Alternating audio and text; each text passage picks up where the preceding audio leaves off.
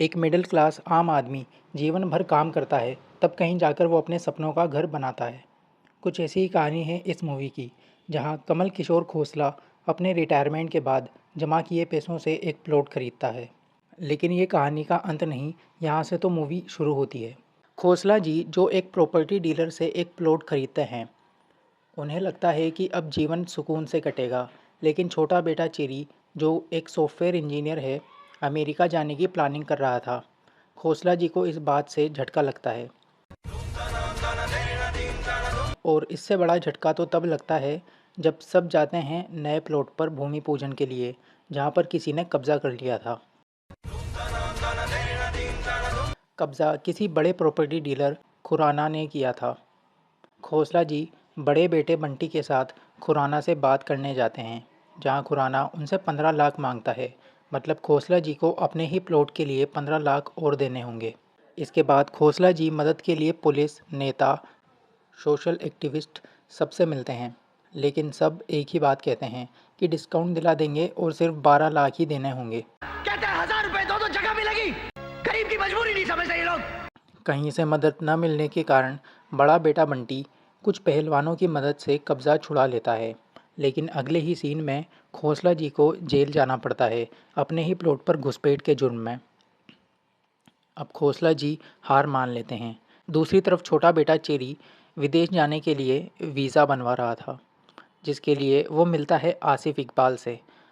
आसिफ को उनके प्लॉट के बारे में पता चलता है, और वो चेरी की तरफ मदद का हाथ आगे बढ़ाता है।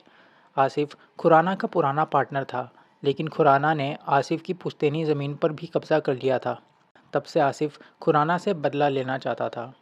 आसिफ चेरी को एक खाली पड़ी सरकारी ज़मीन खुराना को बेचने का प्लान बताता है। चेरी की एक फ्रेंड होती है मेघना, जो थिएटर में एक्टिंग करती है। मेघना के गुरु, जिनको सब बापू बुलाते हैं, वो भी उनकी हेल्प करते हैं, और बापू बन जाते हैं एमएल सेठी। बापू की खुराना से मीटिंग होती है, जहां बापू खुराना के साथ डील करता है अपनी हाईवे के पास वाली ज़मीन की। खुराना को करोड़ों की ज़मीन सस्ते में मिल रही थी, इसलिए वो भी मान जाता है। अब वो जाते हैं ज़मीन देखने। आसिफ भी ज़मीन के नकली पेपर्स बना लेता है। अब ज़मीन और पेपर देखकर खुराना डील फाइनल कर देता है, और एडवांस देने के लिए वो बापू को अपने फार्म हाउस ले जाता है। खुराना बापू से रिक्वेस्ट करता है कि वो उसे भी अपने बिजनेस में पार्टनर बना ले। बापू मान जाता है और वहाँ से 35 लाख लेकर आ जाता है। अब अगली सुबह उन 35 लाख में से खोसला जी खुराना को 15 लाख देकर अपना प्लॉट वापस ले लेते हैं, जिसके बाद बाकी के पैसे परिवार, आसिफ और एक्टर्स के बीच बराबर बांट दिए जाते हैं। अब चेरी भी अमेरिका जाने का प्लान छोड़ देता है और मेघना से शादी कर लेता है। इधर खुराना को पता चलता है कि उसके साथ स्कैम हुआ है।